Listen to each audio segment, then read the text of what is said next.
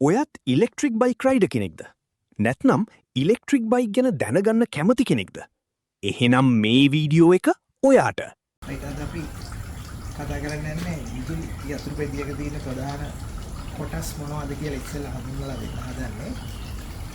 Right මෙතන තියෙනවා මේකේ. මෙතන යනවා යට බැටරිය තියෙනවා. ගලවලා නැහැ දැන් මේක. බැටරිය තියෙනවා. බැටරියට පස්සේ මේකේ ප්‍රධාන මේකේ තියෙන එකකේ මේක තමයි කන්ට්‍රෝලර් එක. මේකට කියන්නේ කන්ට්‍රෝලර් එක කියලා. මේක කන්ට්‍රෝලර් එක. ඊට මෙතන ඇවිල්ලා තියෙනවා වයර් සපෝට් තුනක් මේ පැත්තෙන් ඇවිල්ලා තියෙනවා.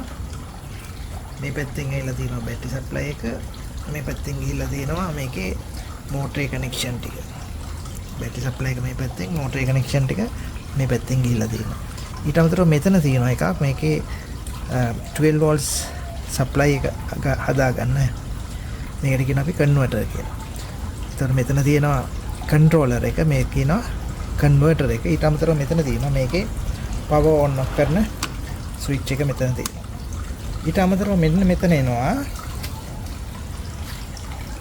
එනවා මේකේ අනිත් එක මේක throttle එක. මේක කියනවා ඉලෙක්ට්‍රොනික throttle එකක් තමයි ඒක. මෙතන පාවිච්චි කරලා තියෙන්නේ linear hall sensor එක. value එක on off එකක් නෙමෙයි, මේක එන්නේ linear value එකක් එන්නේ. ඔටෝමොබයිල් ඉන්ඩස්ට්‍රි එකේ ගොඩක් පාවිච්චි කරනවා ඔය කියපු hall sensor. දැන් මෙතනදී පාවිච්චි කරලා තියෙනවා මේ ඉලෙක්ට්‍රික් ස්කූටරේ hall sensor ස්ථාන දෙකදී පාවිච්චි කරලා තියෙනවා. මේ එක ස්ථානයක්. ඒක මෙතනදී පාවිච්චි කරලා තියෙනවා. ඒකට මේක ගත්තොත් මේක මැග්නට් එකක් කරගෙනවා. මැග්නට් එක කරගෙනකොට මේකේ අවුට්පුට් වෝල්ටේජ් එක බිඳුවේ ඉඳලා වෝල්ට් 4.5 වෙනකම්. ඔන්න ඔය කොටස් ටික ප්‍රධාන වශයෙන් දැනගන්න ඕනේ ඔය ක්‍රියාකාරීත්වය මොනවද කියලා. දැන් අපි මේ පළවෙනි කොටස වෙන ඉලෙක්ට්‍රොනික throttle එකේ ක්‍රියාකාරීත්වය අද දිනේ බලමු මේක මොන වගේ ක්‍රියාකාරීත්වයක්ද කියලා. throttle එකක් ගෙනල්ලා තියෙනවා. ඒකට මේ තියෙන්නේ බයිසිකලෙන් ගලවලා ගත්ත throttle එක. ඒක throttle එකේ තියෙනවා වයර්ස් තුනක් තියෙනවා මෙතන. රතු කොළ සහ කළු කියලා වයර් තුනක් තියෙනවා. එතකොට මේකට දෙන්න ඕනේ අපි 5 volts දන්න රිල දෙන්න ඕනේ. එතකොට මේ වයර් දෙක තමයි මේ තියෙන්නේ රතුයි කළුයි වයර් දෙක. 5 volts දන්න රතු වයර් එක, කළු කියන්නේ රින වයර් එක. ඊට පස්සේ මේකේ ක්‍රියාකාරීත්වයත් එක්ක කොළ පාට වයර් එකෙන් එනවා variable output voltage එකක්. ඒක වෝල්ට් 0.7 ඉඳලා වෝල්ට් 4.5 වෙනකම් වෙනස් වෙනා ගියක් තමයි මේ කොළ පාට වයර් එකෙන් එන්නේ. ඒකට මේකේ ක්‍රියාකාරීත්වය ඔකයි. බලමු මේ ක්‍රියාකාරීත්වය සඳහා මේක ඇතුලේ මොකද්ද නිර්මාණය, මොන වගේ නිර්මාණයක්ද තියෙන්නේ. throttle එක දැන් මේක ගැලෙවුවා කොටස් වලට ගැලෙවුවාම මෙන්න මෙතන අපේ ප්‍රධාන කොටස තියෙනවා. එතන මේ කොටස තමයි මම මේ ගලවලා තියෙනවා. බලන්න මේකේ තියෙනවා මැග්නට් එක. දැන් මේ තියෙන්නේ ඔය මැග්නට් එක. මේ තියෙන්නේ සුළුවට තියෙන්නේ ඔය මැග්නට් එක. ඒකට අපි මේ throttle කරනවා කියන්නේ මෙන්න මේ මැග්නට් එක තමයි කරකවන්නේ. මේ මැග්නට් එක තමයි අපි කරකවන්නේ. ඒකට මැග්නට් එක නිකන් කරකවල වැඩක් නැහැ. මෙතන තියෙනවා තව කොටසක්. මේකට කියනවා අපි hole IC එක. hole IC එක. මේ තියෙන්නේ hole IC එක. මම මේක ගලවලා ගත්තා. මේක තියෙන්නේ holder එක. holder එකත් මේක ගලවත හැකි. ගලවුවා මේක බලන්න. මේ තියෙන්නේ ඔය IC එක. IC එකේ පින් තුනයි. පින් තුනට තමයි මේ කොළ, කළු සහ රතු කියන වයර් ටික සම්බන්ධ වෙලා තියෙන්නේ. මේක තමයි මේ holder එක ඇතුලේ IC එක holder එක ඇතුලේ මේ විදිහට බැහැලා තියෙනවා. ඕක ඊට පස්සේ මේකේ කවරයක් තියෙනවා. මේ කවරේ දාලා වහලා තියලා තියෙනවා. රයිට්. ඊට පස්සේ මේ තියෙන්නේ මේ කවරේ දාලා මේක වහලා තියෙනවා. ඒතර මේකේ තියෙන්නේ හෝල් හෝල් IC එක තියෙනවා. IC එක මෙතනට සම්බන්ධ වෙනවා. මේ IC එකේ අකුරු තියෙන මූණත තමයි මේ පැත්තට තියෙන්නේ.